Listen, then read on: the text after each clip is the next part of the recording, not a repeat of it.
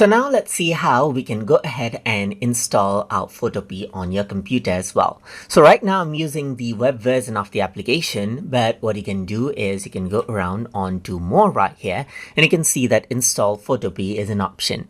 So once you go ahead and click, you get the option to install app. So you can simply click on install right here and it's installed. And you can add the app to the taskbar as well, as you can see right here. So it's simply the web version itself right here, but it's there in your computer for quick access, as you can see right here. So over here you can see Photopea, so you can simply go around and click, and then you got it right on your desktop right here, just like this. So this is what you have, as you can see, and you can work around as if you worked around with the web version. So the process is not different, but it's there now as a standalone app, as you can see right here, just like this. And that is how you can install out Photopea on your computer for quick access as well. So hope you guys learned something as always. And as always, please like, comment, share, and subscribe.